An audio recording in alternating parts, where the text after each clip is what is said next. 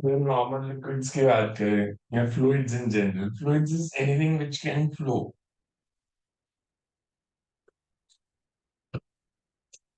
Fluid dynamics पढ़ेंगे. Most of the properties that are applicable for liquids as well as gases. तो पहले liquids के concept से ही करते हैं.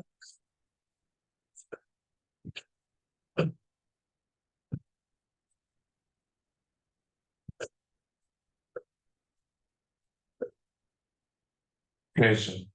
Pressure को हम लेते हैं force acting per unit area. Force acting per unit area में F क्या है? F is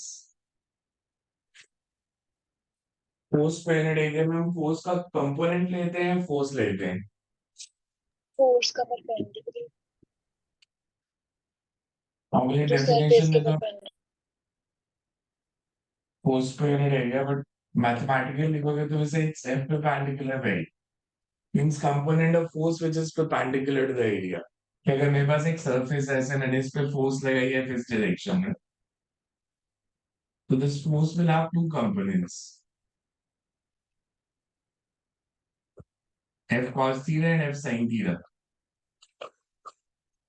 So अगर ये small area हम लेते हैं, the force is exerted by the cos component of the force that is exerting the pressure on the surface. So we say it's F perpendicular by scalar है या vector quantity है.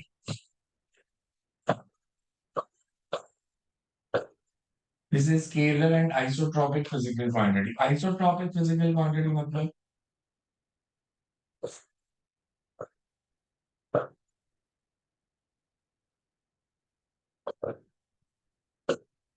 why we say that it's a scalar because अगर force upon area लेते हैं force की direction है then by pressure is a scalar quantity.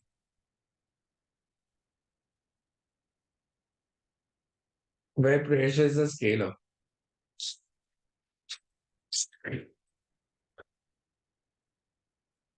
Because pressure की अपनी कोई direction नहीं होती. Like if you have a liquid or a gas placed in a container, pressure always is perpendicular to the surface. So उसकी अपनी कोई direction नहीं है. अगर सरफेस की डायरेक्शन चेंज होगी तो प्रेशर भी परपेंडिकुलर होगा. लेकिन अगर मैं लूँ एक मेरे पास स्फेरिकल कंटेनर है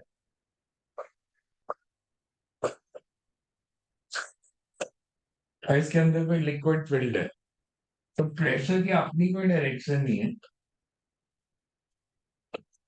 आपने किसी भी पॉइंट पे प्रेशर मार्क करना है तो it's always perpendicular to the area. This is how pressure is. So it has no direction of its own. That's why we call it a scalar quantity. And why it's isotropic? Isotropic means आप किसी भी direction में. में same होगा हाँ जी. सारी directions में same pressure is independent of direction. So अगर आप किसी भी पॉइंट पे निकालोगे तो उसका यूज होगा when we do the accelerating systems. Pressure has no direction of its own.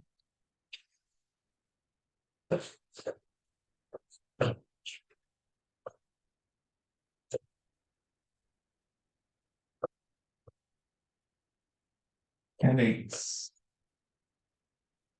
perpendicular to the surface.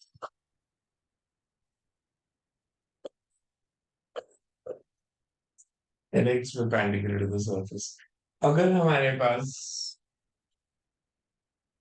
liquid है which is placed in a container, we say that pressure exerted by the liquid at the base of container, it does not depend on weight of liquid in the container or the shape of container. It only depends on height of liquid column. The liquid placed in a container.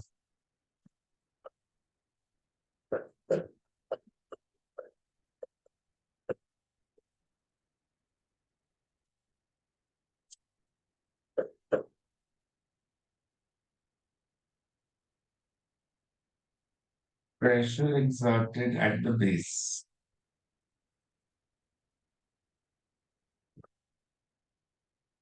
is independent of the shape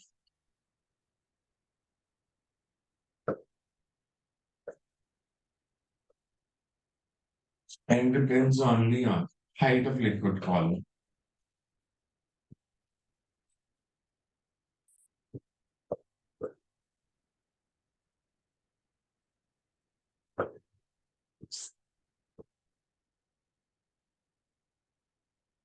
अगर मैं लेता हूँ उससे 3 containers,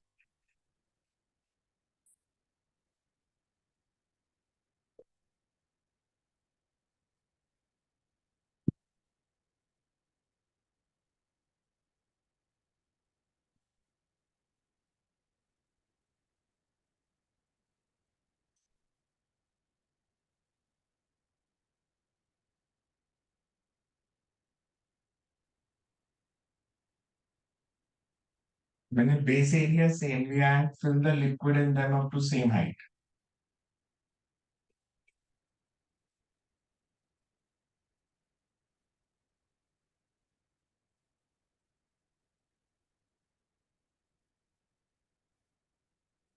अगर मैंने base area same लिया है तीनों का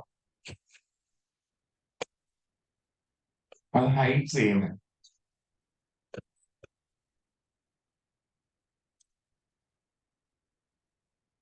pressure will also comes out to be same.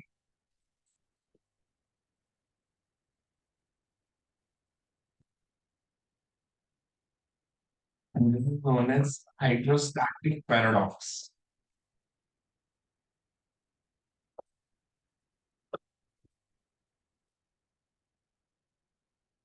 ये तो स्टेटमेंट तो होगी कि pressure comes out to be same, but why pressure comes out to be same? Why the pressure in all three cases comes out to be same? Reason क्या है उसका? Pressure difference रो जी H के equal होता है ना। अरे क्यों होता है ये जो पूछो? molecules होती हैं जो लिक्विड और उसके कंटेनर के बीच में, सर वो बेसिकली नॉर्मल लगती हैं सरफेस के, एंड वो सर उनके कंपोनेंट सारे हॉरिजॉन्टल वगैरह वाले कैंसिल हो जाते हैं, तो सिर्फ वर्टिकल वाले बचते हैं। मतलब सर मतलब जैसे बेसिकली ये जो से इसमें वेट अगर है, वेट ऑफ लिक्विड W1, इसमें W2, इसमें W3। वेट सबसे ज्यादा थर्ड लिक्विड में है, फिर फर्स्ट में है, फिर इसमें। तो basically we are saying force upon area. Force कौन सी, सरफेस के परपेंडिकुलर कौन सी फोर्स लग रही है? Vertical force. तो वर्टिकल फोर्स तीनों में सेम है, एरिया तो सेम है।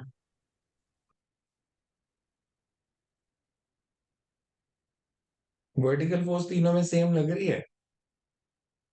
नहीं सर। नहीं सर। फिर प्रेशर कैसे सेम आ गया अगर वर्टिकल फोर्स डिफरेंट है? सर आपने कहा एरिया क्या तीनों का सेम कैसे? तीनों का एरिया सेम है बेस का, वेट ऑफ लिक्विड अलग अलग है, वाई प्रेशर इज सेम, इसीलिए तो पैराडॉक्स बोलते हैं। उसको एक्सप्लेन कैसे करोगे पैराडॉक्स को? आप किसी एक कंटेनर को देख लो, इसको छोड़ दो, सेकंड को देख। सेकंड में अगर मैं बात करूं लिक्विड की,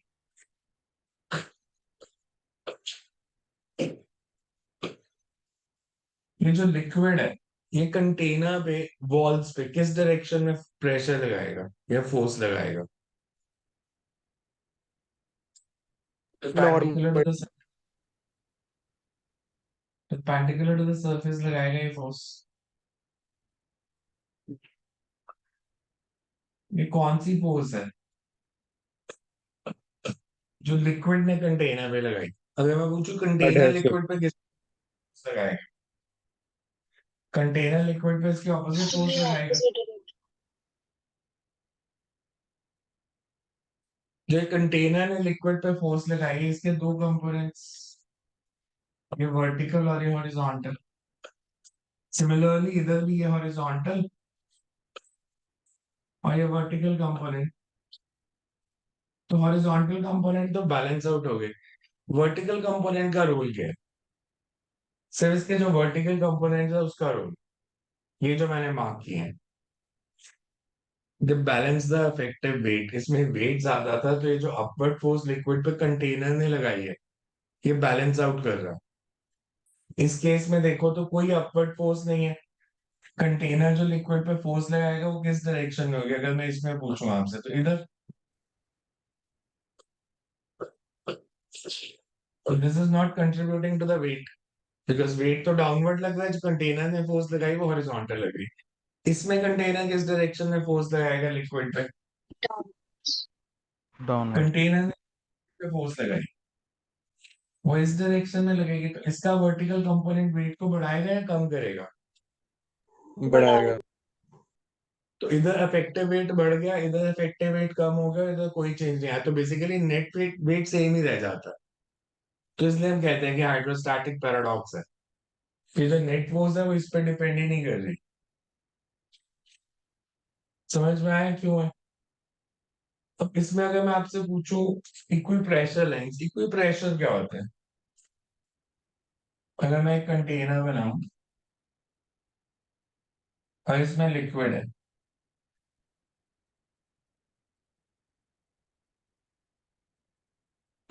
से यहां तक फिल्ड है,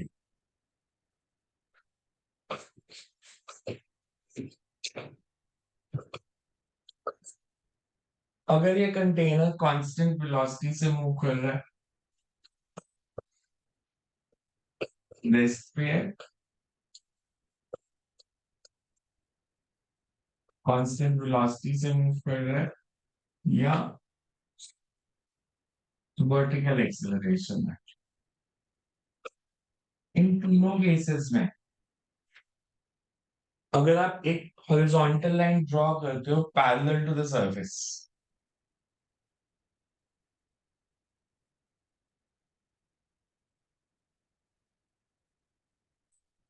these are equal pressure lines, मतलब इस पूरी लाइन के ऊपर प्रेशर सेम होगा। जैसे मैंने मार्क कर दिया, लेट इट बी से P1,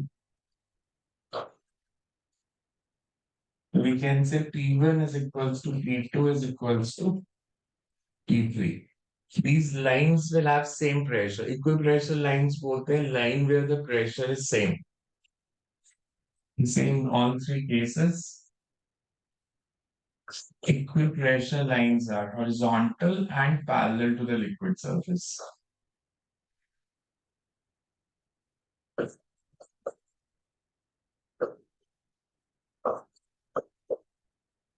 And parallel to the liquid surface.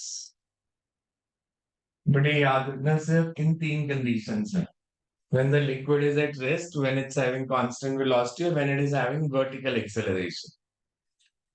Pressure exerted जो हम normally लेते हैं,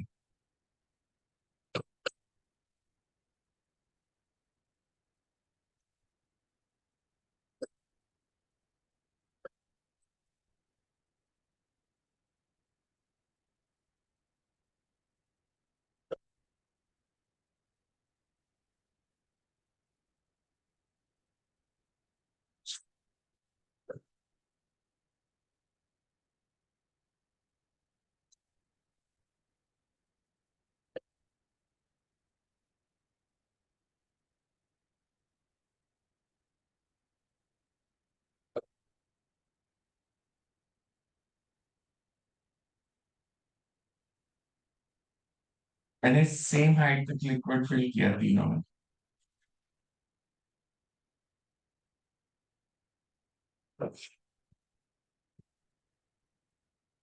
प्रेशर एट बेस निकाला। इस केस में हम नॉर्मल लिखते हैं एच रो जी।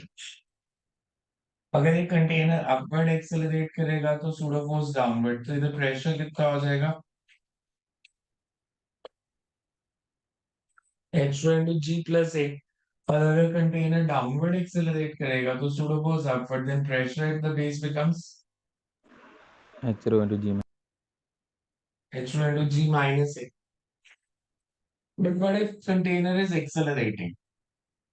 हॉरिजॉन्टल एक्सेलरेशन, ये मैंने लिया कि यहाँ तो कांस्टेंट वेलोसिटी है या वर्टिकल एक्सेलरेशन है, बट अगर हॉरिजॉन्टल एक्सेलरेशन है,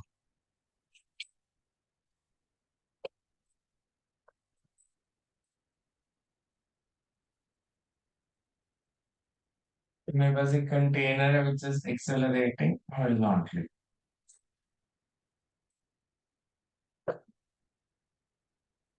तो इसमें लिक्विड सरफेस हो जाएगा inclined.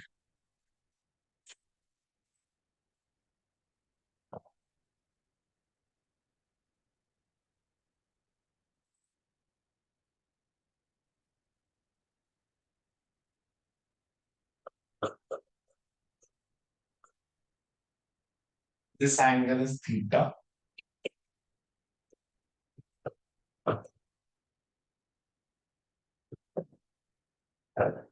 And tan theta is equals to A/G.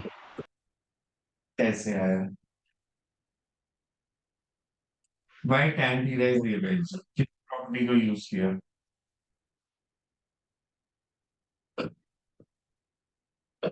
तुमने किस प्रॉपर्टी को यूज किया?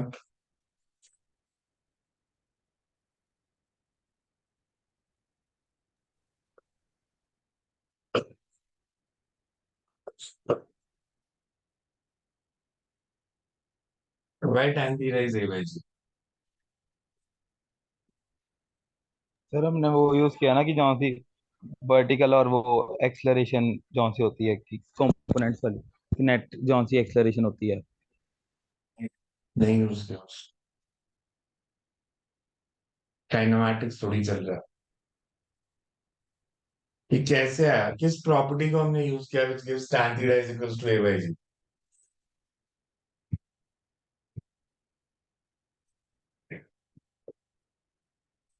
अब एक कंटेनर assume करो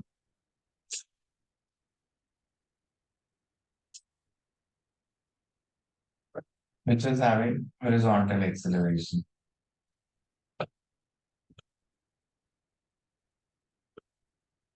हमने कहा liquid surface will be inclined.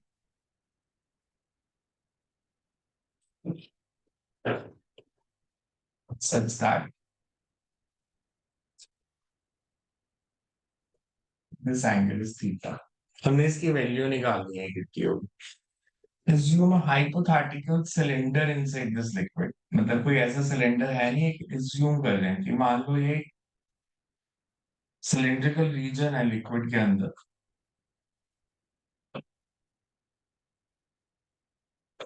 जिसका क्रॉस सेक्शनल एरिया ए है। इसके अंदर मास ऑफ लिक्विड कितना होगा इस कंटेनर के अंदर? Mass of liquid inside the cylindrical reason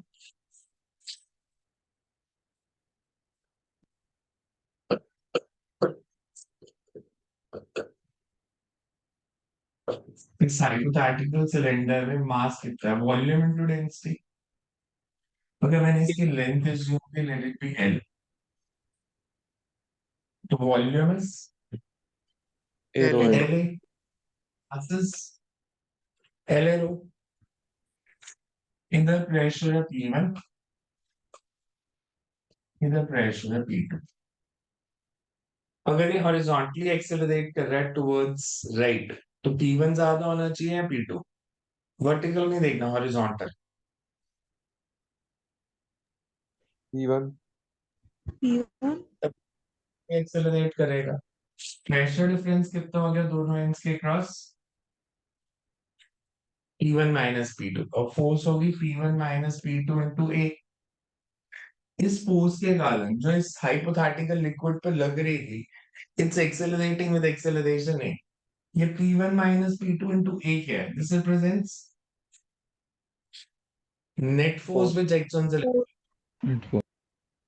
and net force is equals to mass into acceleration. P1 minus P2 कितना आ गया? एल रो ए। अब वर्टिकल देखो, यहाँ पे प्रेशर P2, यहाँ पे P1, से ये हाइट H1, ये H2। इधर से निकालें तो P1 माइनस P2 कितना आएगा? P1 is H1 rho g, P2 is H2 rho g.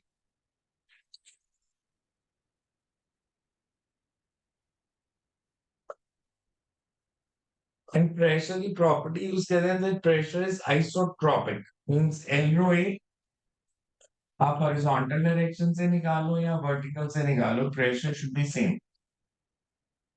H1 minus H2 upon L is equals to A by G। अब यहां से देखो, H1 minus H2 कौन सा डिस्टेंस हुआ? और ये L लेंथ, बिकॉज यहां तक लिया हमने सिलेंडर।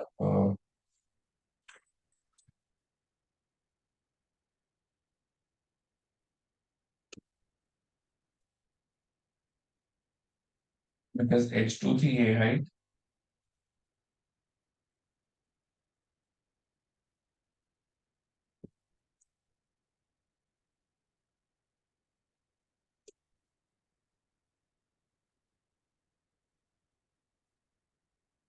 ये हो गया H1 माइनस H2 और ये L।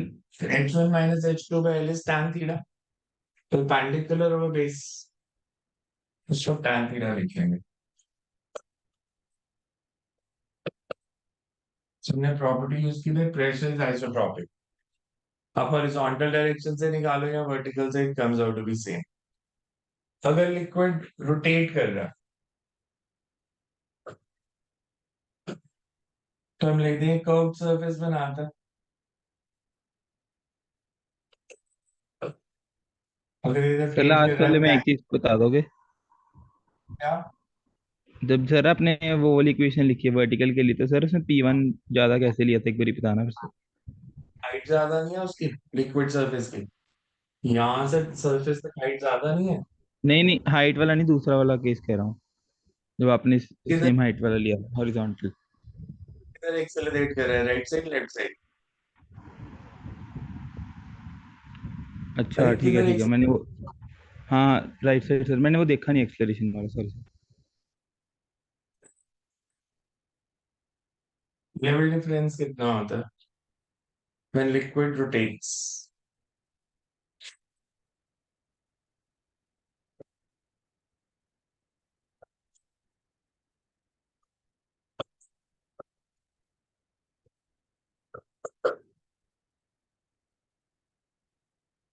With angular velocity omega.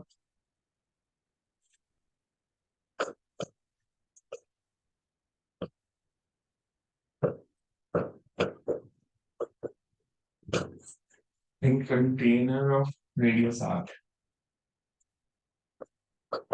h कितना था याद है किसी को फॉर्मूला, और वो कैसे आया था? ये डिफरेंस इतना होता है बिकॉज ओमेगा बढ़ता जाएगा तो ये हाइट डिफरेंस भी बढ़ता जाएगा। फॉर्मूला क्या था और कैसे आया था?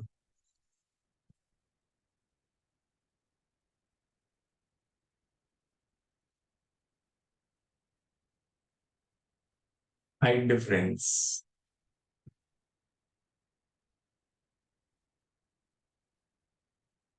अगर मैं यहाँ पे कंटेनर लेता हूँ, कंटेनर का कोई पार्टिकल, मतलब मैंने ऐसे सरफेस बनाया, ये जो पार्टिकल है रेडियस आर में मूव कर रहे हैं कम रेडियस में जब लिक्विड रोटेट करेगा? ये वाला जो पार्टिकल है जो इधर घूम रहा है, सर एक बार क्वेश्चन इस कम रिपीट कर दो। रेडियस में। कम रेडियस में, लेट इट बी एक्स। मतलब मैंने यहाँ पे एक पार्टिकल लिया तो ये तो आर में नहीं मूव कर रहा ना, आर तो टोटल रेडियस है,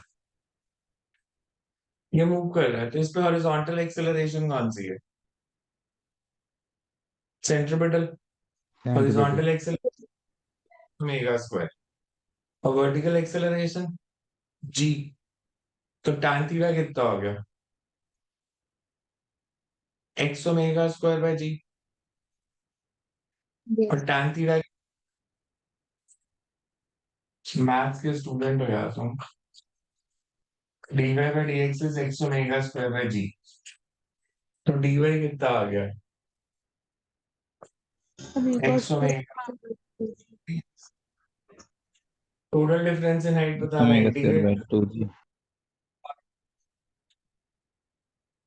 बस उनमें सब डेरिवेशंस की हुई हैं आपने। So r square omega square by 2g is the difference in height between the liquids. इसमें अगर मैं इक्वी प्रेशर लाइन पूछूं तो कैसी बनेगी? हमेशा याद रखना, कभी भी इक्वी प्रेशर लाइन का पूछ लेंगे ना, it's always parallel to the surface.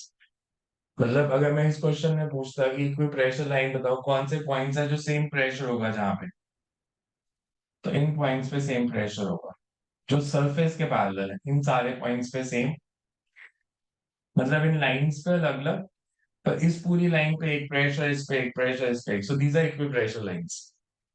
Similarly अगर मैं इधर पूछूंगा कि इक्वी प्रेशर लाइन कौन सी है, तो इसमें ये इक्वी प्रेशर लाइन,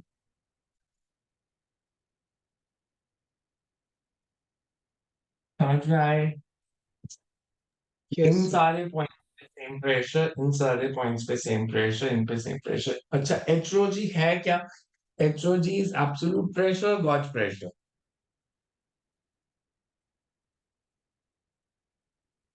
ये हमने प्रेशर निकाला है या pressure due to liquid column निकाला है?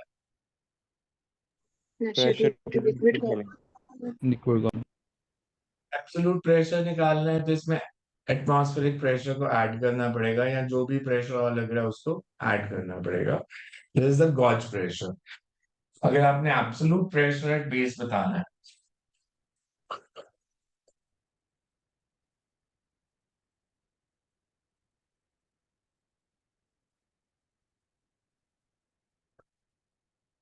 that is atmospheric pressure plus pressure at a liquid column. ठीक है, इस स्टेप यहाँ पे। Next is flotation principle. Laws of flotation क्या होते हैं? फ्लोटेशन क्या होता है? Flotation is all based on Archimedes principle concept. Archimedes principle क्या था? whenever a body is partially or wholly immersed in a liquid, it will lose a part of its weight. And loss of weight is always equal to weight of liquid displaced. यहाँ हम कह देते हैं कि जो upthrust एक करेगी, that is equivalent to weight of liquid displaced. कि अगर मेरे पास एक बॉडी है,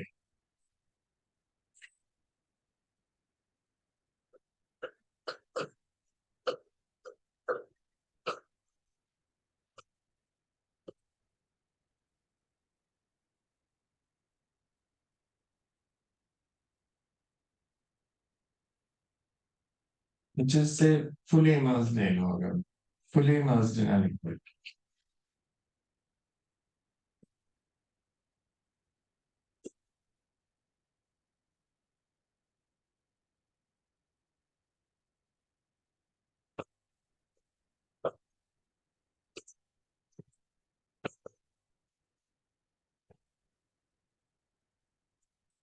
इसका वॉल्यूम भी, density of liquid rho, density of liquid sigma,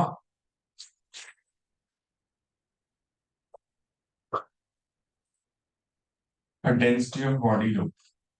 तो इसका वेट कितना हो गया? हीरो जो अपथ्रस्ट कितनी है इसकी? v sigma G. तो इफेक्टिव वेट इन लिक्विड कितना हुआ?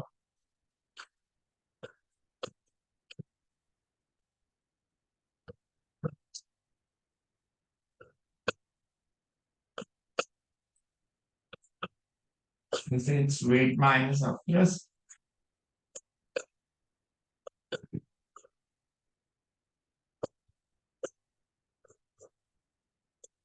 ये वैल्यू कौन सी है? v सिग्मा जी कैसे है? y upthrust is v sigma G. वो सर हमने उसको कन्वर्ट कर करके गया ना, जहाँ से mg है मास को, फिर हमने डाला और उसके बाद मतलब आगे एक कॉरिलेशन डाला था। आपको नहीं पूछ रहा यार, मैं पूछ रहा हूँ y upthrust is v sigma ji. why we say that weight of liquid displaces the upthrust? why? कैसे नहीं, why it is? y upthrust is equal to weight of liquid displaced. y upthrust is equal to weight of liquid displaced. Archimedes ने तो कहा, कुछ reason तो होगा ना why is it? कि अगर हम एक बॉडी को इमर्स करते हैं तो अपथ्रस्ट उतनी क्यों लगती है जितना वॉल्यूम ऑफ लिक्विड डिस्प्लेस्ड है?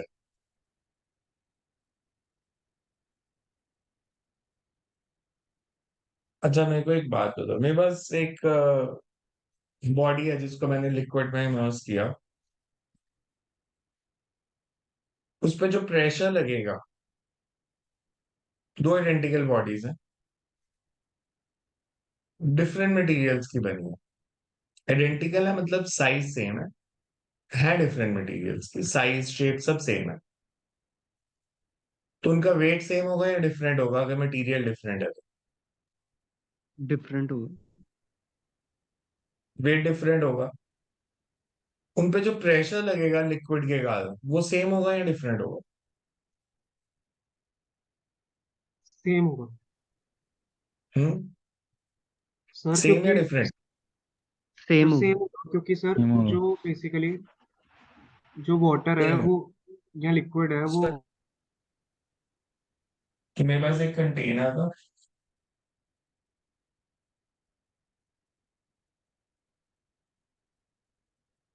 मैंने इसमें एक बॉडी इमर्स की आर्बिट्ररी शेप की।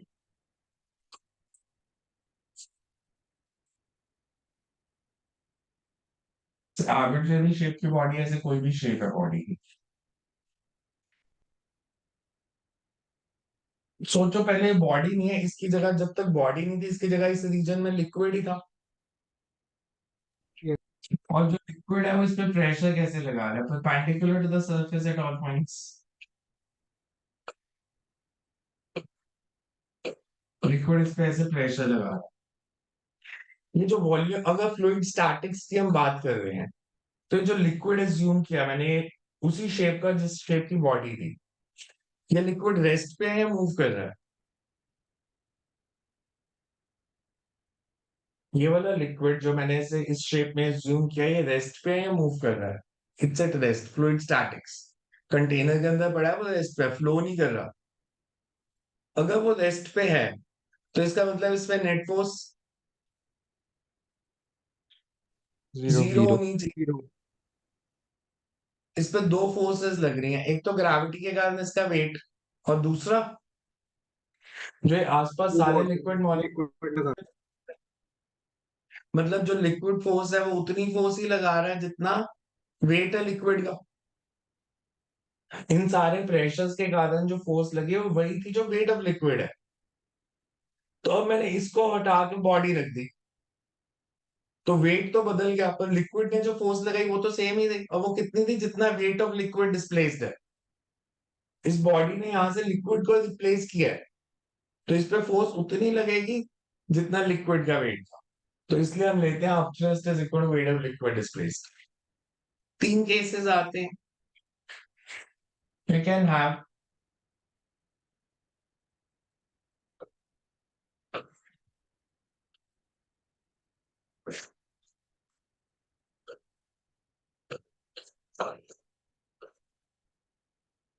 हम रो ले रहे हैं density of body, sigma density of liquid. या तो रो और सिग्मा इक्वल होंगे, या रो सिग्मा से ज्यादा होगा, या सिग्मा रो से ज्यादा होगा। यही तीन केस हो सकते हैं। Sigma is density of liquid,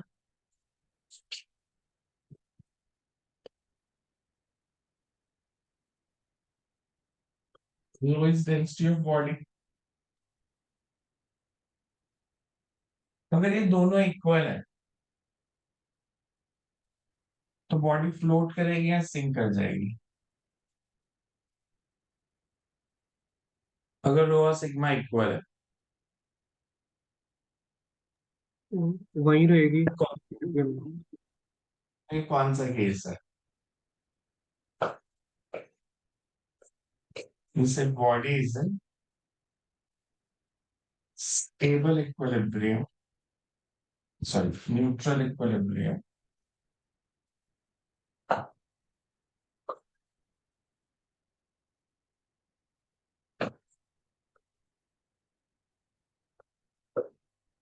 when fully immersed. जहां छोड़ोगे वहीं रह जाएगी। सरफेस पे है तो सरफेस पे रहेगी, नीचे है तो वो कहीं पे भी हो सकती है। Body can be somewhere over here fully immersed, body can be on the surface fully immersed. But ये न्यूट्रल इक्विलिब्रियम है, आप इस पॉइंट को यहाँ से नीचे ले फिर ये यहीं रहेगी, बिकॉज इसमें हमेशा वेट और अपथ्रस्ट बैलेंस है। अगर रो सिग्मा से ज्यादा है, डेंसिटी लिक्विड से स्टेबल ज्यादा हो इक्विलिब्रियम। तो वो बॉडी की सिंक डेंसिटी करी। लिक्विड से सही है, वो float नहीं कर सकती।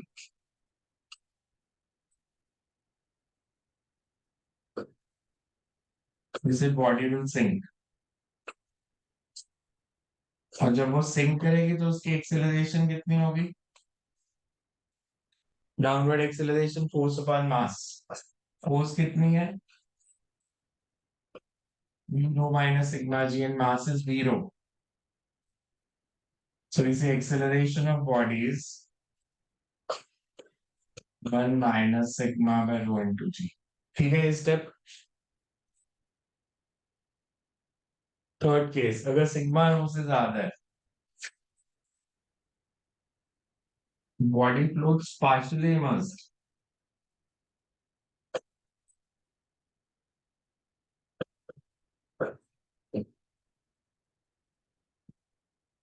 Body floats partially immersed inside liquid.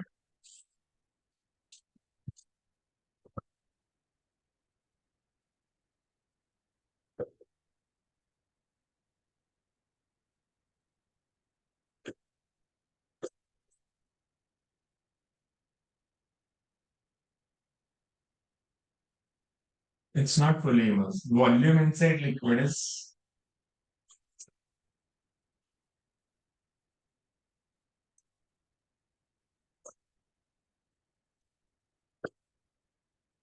even. And we say when it's fully immersed, weight of the body is balanced out. So fraction immersed is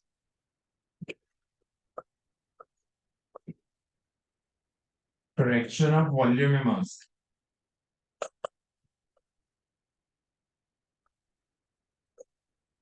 That means V1 upon V is equal to rho by sigma. Fraction of volume outside पूछ रहे तो 1 minus V1 by V. Fraction of volume outside liquid.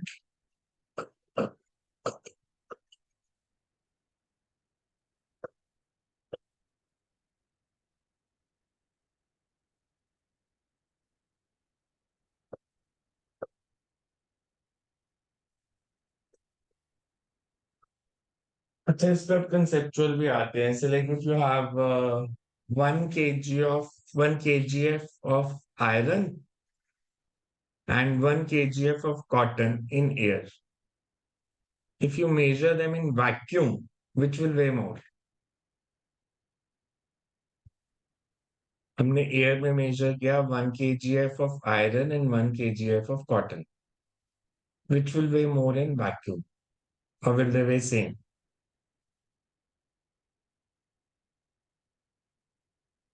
आपको अभी मैं vacuum में ले जाऊं तो आपका वेट बढ़ेगा या कम हो जाएगा? बढ़ जाएगा. क्योंकि अब थ्रस्ट नहीं लगेगी. अब सोचो अब थ्रस्ट किस पे ज्यादा लग रही थी, आयरन पे या कॉटन पे? आयरन पे. कॉटन. वॉल्यूम के कॉटन. कॉटन 1 किलो ज्यादा वॉल्यूम है, तो अब थ्रस्ट किस पे ज्यादा लग रही थी? कॉटन पे. तो वैक्यूम में ले गए तो वो अब थ्रस्ट नहीं लग रही, तो किसका वेट ज्यादा होगा? कॉटन का. कॉटन का, बिकॉज उसका वेट ज्यादा बढ़ेगा क्योंकि उस पे अब थ्रस्ट ज्यादा लग रही थी. अगर मैं आपसे बोलूं मेरे पास एक बीकर के अंदर यही केस ले लेते हैं, थर्ड वाला. बीकर के अंदर एक बॉडी है जो पार्शियली इमर्स्ड है. मैंने बीकर को क्लोज किया, वैक्यूम पंप लगाया और एयर सक कर दी. What will happen to the fraction of volume immersed? बढ़ा या कम हो गया?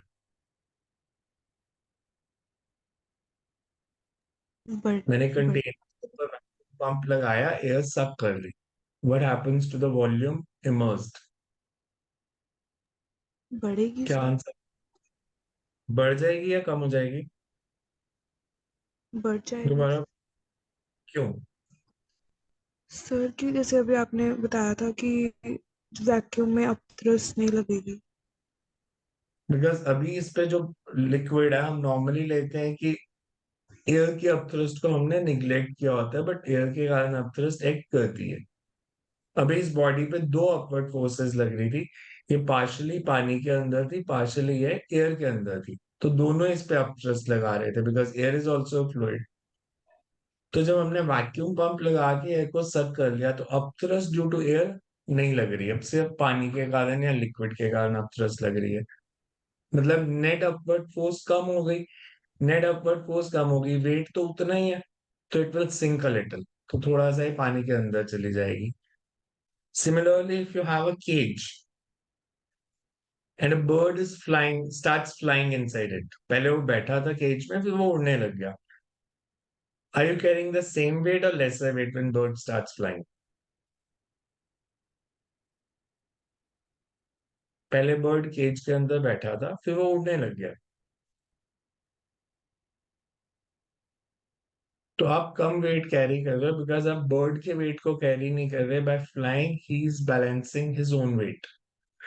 बट अगर यही क्वेश्चन आपको आता कि bird is flying inside an air tight box, cage नहीं बॉक्स, तो you are carrying the same weight. उसका रीजन क्या होता है? वो अपने वेट को बैलेंस नहीं कर पाएगा, अब थ्रस्ट नहीं लगेगी। बर्ड उड़ते कैसे, प्रिंसिपल क्या होता है? वो अपने वेट को कैसे बैलेंस करते हैं उड़ते हुए? They push the air down. Air in turn exerts a force on them in upward direction. Action reaction concept है वो। जब विंग्स को फ्लैप करते हैं तो वो एयर को पुश करते हैं। फिर आपने देखा होगा थोड़ी देर बाद जब वो स्पीड एक्वायर कर लेते हैं तो विंग्स की शेप चेंज करते हैं और वो एरोप्लेन की तरह उड़ते हैं। विंग्स फ्लैप करना बंद कर देते स्ट्रीमलाइंड हैं। बॉडी। तो जब वो एयर को पुश करते हैं नीचे, अगर वो एयर टाइट कंटेनर है तो जो उन्होंने एयर पे फोर्स लगाई वही एयर ने नीचे बेस पे लगा दी। केज होता तो बेस पे फोर्स नहीं लगती बिकॉज साइड से खुला है, वो हवा बाहर चली जाएगी। बट अगर आपके पास एयर टाइट बॉक्स है और उसमें उड़ेगा तो एयर एस्केप नहीं कर सकती। जो उसने एयर पे फोर्स लगाई अपने वेट को बैलेंस करने के लिए, वो बेस पे भी लगी, then he is carrying the same weight. बहुत सारे कंसेप्चुअल इसमें आपसे पूछते हैं जहां पे दिया होता है कोई बॉडी पहले फ्लोट कर रही है, बाद में सेकेंड सिचुएशन में फ्लोट या सिंक कर गई, तो क्या होगा? लेवल ऑफ वाटर बताना होता है। इसमें आप सिंपल याद रख सकते हो, अगर कोई चीज फ्लोट कर रही है पहली सिचुएशन में और सेकेंड सिचुएशन में भी फ्लोट ही कर रही है, तो लेवल चेंज नहीं होता। अगर पहले फ्लोट कर रही है और बाद में सिंक कर गई तो लेवल फॉल करता है। लेवल ऑफ वाटर राइज कभी नहीं करेगा। एग्जाम्पल के लिए, जैसे मैं आपको बोलूं piece of ice with small cork pieces inside it,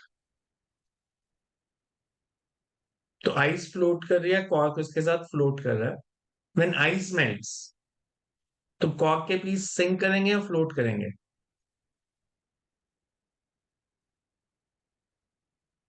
cork के piece. Cork is basically wood wood की तरह होती है। तो जब आइस मेल्ट कर जाएगी, पीसेस ऑफ कॉक विल, जैसे शटल कॉक है तो शटल कॉक फ्लोट करती है, सिंक कर जाती पानी में? फ्लोट करते। Float float. करेगी। जब वो बर्फ के अंदर थी, जब वो आइस के अंदर थी, कॉक के पीस तब भी फ्लोट कर रहे थे। आइस मेल्ट कर गई, कॉक के पीस तब भी फ्लोट ही कर रहे हैं। ऐसे केसेस में लेवल नहीं चेंज करता। बट अगर मैं आपको कहता piece of ice with iron nails inside it, तो when ice melt iron nails will, sink. नहीं, देन लेवल विल फॉल। तो आपको कोई भी सिचुएशन दे दे, आपने सिर्फ ये देखना है कि पहले फ्लोट कर रहा था, बाद में फ्लोट करेगा या सिंक कर जाएगा। तो अगर पहले फ्लोट कर रहा है, बाद में भी फ्लोट कर रहा है, तो लेवल अनचेंज। कोई भी सिचुएशन है जिसमें पहले फ्लोट कर रहा है, बाद में सिंक कर गया, तो लेवल फॉल। जैसे उन्होंने कहा बोट में जा रहे हो, बोट के अंदर बहुत सारे स्टोन रखे हो, आपने स्टोन उठा के पानी में फेंक दिए, तो level will, sink. Stone sink कर गए, level of water will fall. तो कभी भी कोई चीज पहले फ्लोट कर रही है, बाद में सिंक कर जाएगी, तो लेवल हमेशा फॉल ही करता है। Next is Pascal's law. Pascal's law क्या था? Pascal's law.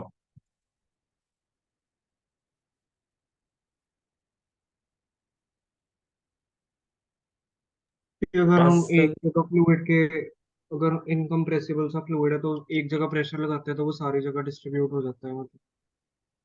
And this is true only, हाँ जी। दिस इज ट्रू ओनली, कुछ कंडीशन भी थी ना साथ में कि हमेशा ही एक इनकम्प्रेसिबल जगह। फ्लूइड चाहिए। इनकम्प्रेसिबल फ्लूइड तो ठीक है, fluids are generally, liquids are generally incompressible, only liquids का प्रिंसिपल ही है। तो मेरे पास अगर दो पिस्टन है, आप कह रहे हो एक पिस्टन पे जितना प्रेशर लगाया दूसरे पिस्टन पे उतना ही लगेगा। I am asking this is always true या इसमें कोई कंडीशन होती है?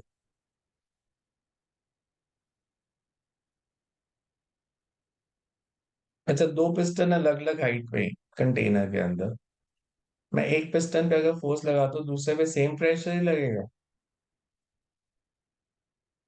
या लिक्विड के कारण जो एडिशनल प्रेशर है वो भी लगेगा?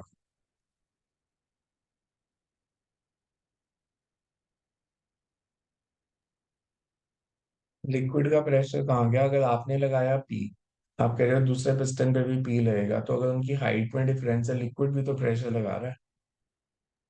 Yes sir. Yes, sir. ये जो कहते हैं कि pressure exerted at any point of a fluid is transmitted undiminished to all parts of the fluid if gravitational effects are neglected। यहाँ तो पिस्टन सेम हाइट पे हो तो आप लगा सकते हो, अदरवाइज हम ग्रेविटी का जो इफेक्ट है उसको कंसिडर नहीं करें तो हम कहते हैं कि प्रेशर इज ट्रांसमिटेड अनडिमिनिश्ड, हाँ पिस्टन पे सेम ही प्रेशर रहेगा। एग्जाम्पल इसके आपने पढ़े थे, hydraulic lift, hydraulic breaks, pressure same है मतलब F1/A1 is equal to F2/A2। इतने सिंपल क्वेश्चन आने के चांस कम है कि पास्कल्स लॉ पे वो डायरेक्ट क्वेश्चन आपसे कुछ पूछ लेंगे, तो डायरेक्ट तो नहीं पूछेंगे ऐसे सीधा सीधा। नेक्स्ट आता है स्टैटिक्स में सरफेस टेंशन। सरफेस टेंशन क्या होता है? सरफेस टेंशन पहले तो डेफिनेशन बता दो ना, वो तो केमिस्ट्री में भी है। Property by virtue of which liquid surface tends to act like stretch. stretched membrane, memory. and why liquid surface tends to act like a stretched membrane?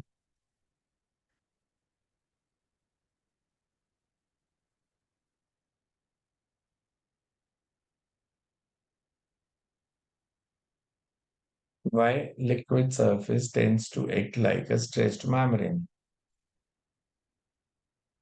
कुछ किया था ना हमने इसके बारे में, some theory, molecular theory of surface tension, yes sir.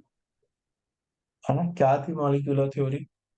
जो surface में पार्टिकल्स होते हैं उनको मतलब लीस्ट पोटेंशियल एनर्जी चाहिए होती है, तो वो स्ट्रेच मेम्ब्रेन की तरह। आधा याद है, आधा भूल गया। हमने कहा था कि अगर हम लिक्विड लेते हैं, पहले हमने, अगर इफ यू रिमेम्बर, 5 डेफिनेशंस पढ़ी थी। Cohesive force is force between similar molecules, adhesive force is force between dissimilar molecules. मतलब वाटर वाटर में फोर्स है तो इट्स कोहेसिव, वाटर ग्लास में है तो इट्स एडहेसिव। हमने एक डेफिनेशन पढ़ी ऑफ स्फीयर ऑफ इन्फ्लुएंस और मॉलिक्यूलर रेंज। मॉलिक्यूलर रेंज थी distance up to which a given molecule can exert force on neighbouring molecules. और स्फीयर ऑफ इन्फ्लुएंस मतलब एक मॉलिक्यूल के आसपास एक स्फीयर ड्रॉ किया with radius equal to molecular range, और वो उस स्फीयर के अंदर जो मॉलिक्यूल्स हैं सिर्फ उन्हीं पे फोर्स लगा सकता था। सरफेस फिल्म क्या था? The top layer of liquid with thickness equal to molecular range. याद है या बताऊं डिटेल में? याद है या भूल गया? ये थोड़ा बता दो। बता दो। बताओ। ओके,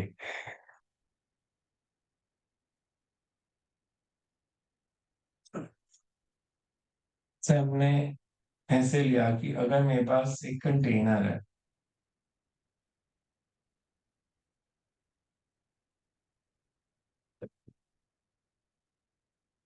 इसके अंदर लिक्विड फिल्ड है। अब नॉर्मल हमने पहले जो डेफिनेशन सीखी वो सिंपल है कि cohesive force is between similar molecules,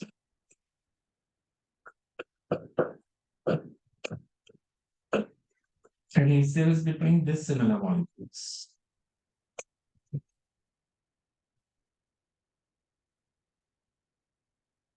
liquid liquid molecules में जो होगी वो कोहेसिव, और लिक्विड और सॉलिड में जो होगी वो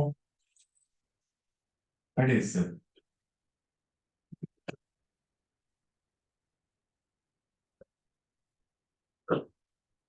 मॉलिक्यूलर रेंज,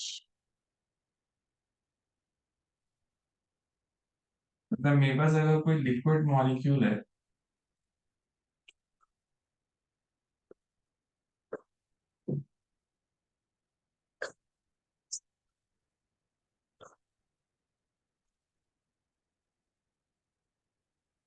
तो ये सिर्फ 10⁻⁹ मीटर तक जो मॉलिक्यूल्स ऑन एन एवरेज यहीं तक ही फोर्स लगा सकता है। इसके आसपास जो भी इस डिस्टेंस में मॉलिक्यूल आएंगे, तो अगर मैं मॉलिक्यूल को सेंटर मान के एक स्फीयर ड्रॉ कर दूं, इसको हम बोल देते हैं स्फीयर ऑफ इन्फ्लुएंस। इस मॉलिक्यूल पे स्फीयर ऑफ इन्फ्लुएंस में जो मॉलिक्यूल्स हैं सिर्फ ये उन्हीं पे फोर्स लगाएगा। और सरफेस फिल्म हम बोलते हैं top layer of liquid with thickness equal molecular range. इसकी जो थिकनेस है वो मॉलिक्यूलर रेंज के इक्वल है, लिक्विड की टॉप लेयर। अब अगर मैंने एक मॉलिक्यूल कंसीडर किया a deep inside the liquid, और ये इसका स्फीयर ऑफ इन्फ्लुएंस हो गया, इस मॉलिक्यूल ए पे कोई नेट फोर्स लगेगी? No, because it's equally attracted on all side. इसको बाकी सारे मॉलिक्यूल्स अपनी तरफ अट्रैक्ट कर रहे हैं, तो इस पे नेट फोर्स जो लगी वो जीरो लगी। एक्शन रिएक्शन, इसने उनको अट्रैक्ट किया, मॉलिक्यूल्स ने इसको चारों तरफ से अट्रैक्ट किया, तो नेट फोर्स जीरो। बट अगर कोई मॉलिक्यूल यहाँ पे है सरफेस फिल्म के अंदर, सरफेस पे नहीं, सरफेस फिल्म के अंदर, तो ये इसका स्फीयर ऑफ इन्फ्लुएंस। इस पे जो नेट फोर्स लगेगी लिक्विड मॉलिक्यूल्स के कारण, नीचे मॉलिक्यूल्स ज्यादा और ऊपर कम है, तो net force will be Downwards. Downward. Downward. whereas if you consider molecule C on the surface, तो इसके सिर्फ नीचे ही मॉलिक्यूल्स हैं, इस पे भी डाउनवर्ड फोर्स, इस पे नेट फोर्स जीरो, इस पे नेट फोर्स डाउनवर्ड, इस पे भी डाउनवर्ड। मतलब ये इक्विलिब्रियम में है और ये इक्विलिब्रियम में नहीं है जो सरफेस पे मॉलिक्यूल्स हैं। अगर, और ये स्टेबल इक्विलिब्रियम है अनस्टेबल, अगर मैं इसको थोड़ा सा डिस्प्लेस करूं तो स्टेबल है, फिर फोर्स सेम ही रहेगी, जीरो ही। ये न्यूट्रियम है, तो इस पे पोटेंशियल एनर्जी जो है वो कम है। Whereas जिन मॉलिक्यूल पे फोर्स लग रही है, they are not in stable और neutral equilibrium, they are trying to come down. अगर ये फ्री होते तो ये नीचे आ जाते। मतलब, तो इसका मतलब यह है कि सरफेस पे अगर मॉलिक्यूल्स ज्यादा होंगे तो सिस्टम की पोटेंशियल एनर्जी भी ज्यादा होगी, and every system tends to acquire minimum potential energy. तो पोटेंशियल एनर्जी मिनिमम कब होगी? अगर लिक्विड के सरफेस पे मॉलिक्यूल्स मिनिमम होंगे। सरफेस फिल्म में जितने कम मॉलिक्यूल्स होंगे उतनी कम potential energy. Due to this property, liquid surface tries to have the minimum area, and when it tries to have a minimum area, it acts like a stretched elastic substance. For a given volume, surface area is minimum for sphere. Fear. surface area is minimum for sphere. That's why liquid surface tends to acquire spherical shape. And due to this the property of acquiring minimum potential energy, they acts like a stretched membrane. So basically, the surface tension is due to the cohesive forces which acts between the liquid molecules. तो अगर temperature बढ़ाएंगे, cohesive force बढ़ेगी कम हो जाएगी? अगर हम temperature बढ़ाएंगे तो कोहेसिव फोर्स बढ़ेगी या कम हो जाएगी?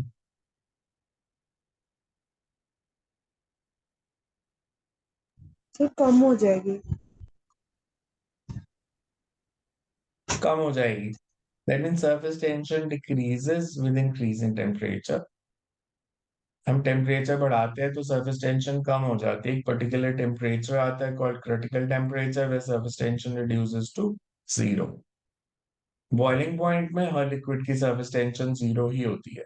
जब बॉइलिंग शुरू हो जाएगी तो जीरो ही होगी, बट उससे पहले भी कई बार ये होता है कि particular temperature called critical temperature, it will reduce to zero. अब इस पे बहुत सारे क्वेश्चन आते हैं। हमने कहा बिकॉज सरफेस टेंशन के कारण liquid tries to acquire minimum area. मतलब अगर हम एरिया बढ़ाएंगे, अपने आप बढ़ेगा या वर्क डन करना पड़ेगा? अगर हम सर एरिया पर बढ़ाते हैं,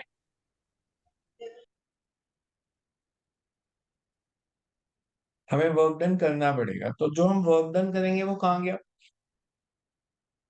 That's stored in the liquid in the form of its surface energy. तो सरफेस एनर्जी का जो हम फॉर्मूला लिखेंगे, mathematically we say that surface energy is work done per unit area.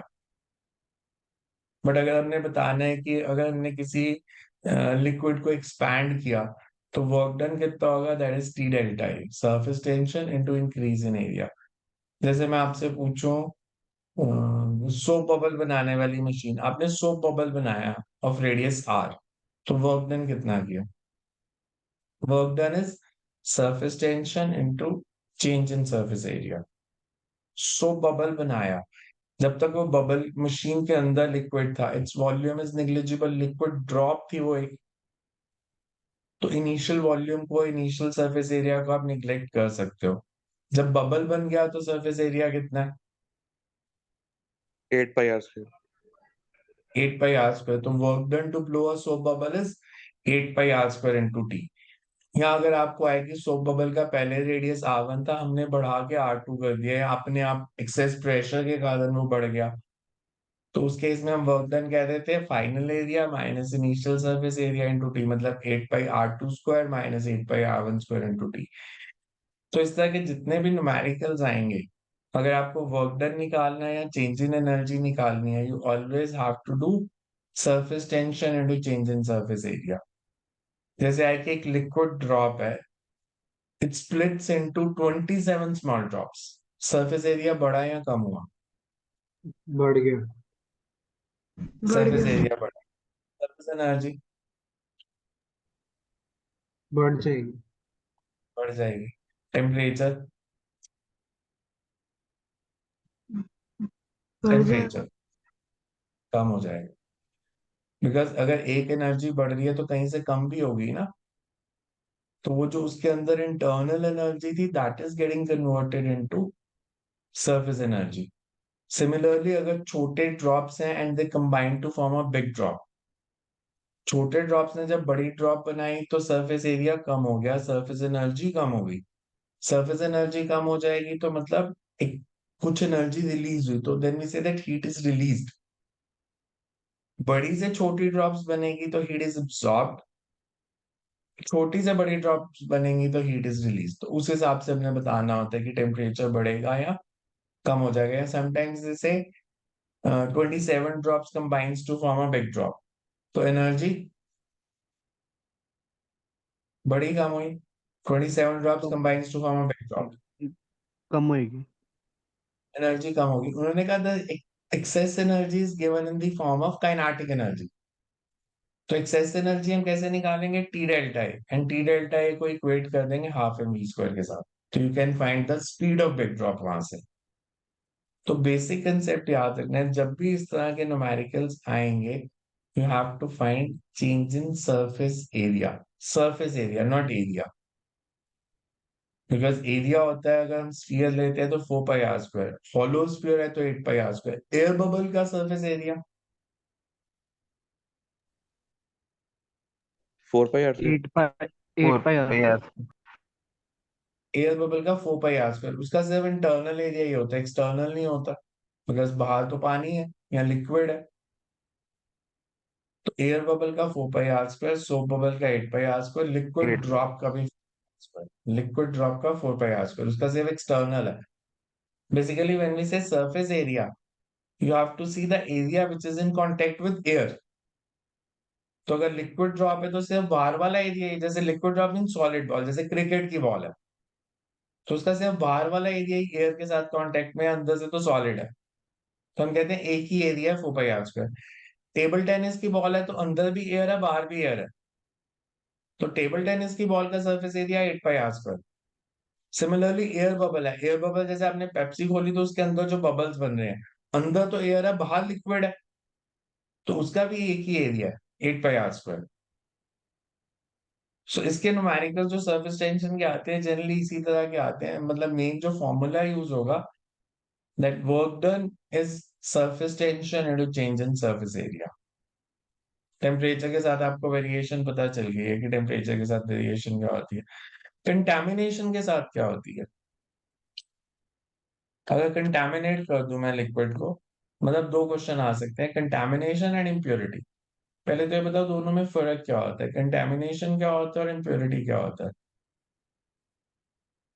Impurity addition and contamination.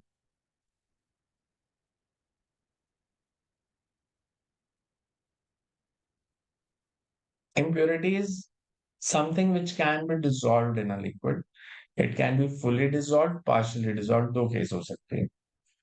Contamination is some other material, मतलब जैसे पानी के ऊपर कचरा फेंका हुआ, पॉलिथीन के पीस, पेपर्स, पत्ते, कुछ भी, तो दैट्स कॉल्ड कंटेमिनेशन। वो डिसॉल्व नहीं होने, ना पार्शली ना फुली, कुछ नहीं होना, वैसे ही पड़ा रहना।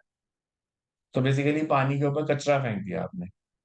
और दूसरा इम्प्योरिटी ऐड की, तो इम्प्योरिटी ऐड करने से क्या चेंज आता है और कंटेमिनेशन से क्या चेंज आता है? अगर हम इम्प्योरिटी ऐड करें तो सरफेस टेंशन में क्या चेंज आएगा, और पार्शियली सॉल्युबल फुली सॉल्युबल दोनों बता दो।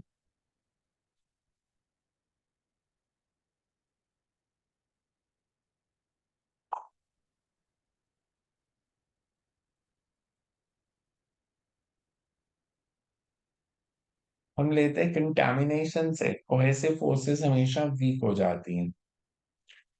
तो कंटेमिनेशन से कोहेसिव फोर्सेस वीक हो जाएंगी तो सरफेस टेंशन हमेशा कम हो जाएगी। इम्प्योरिटी एडिशन में दो case, either you have fully soluble impurity और पार्शियली सॉल्युबल इम्प्योरिटी। तो उसमें क्या कंसेप्ट होता है?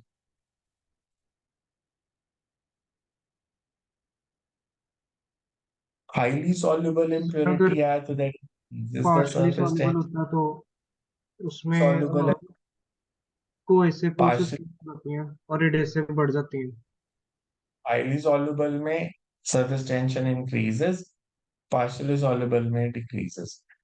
अब again conceptual, why hot soup tastes better than a cold soup?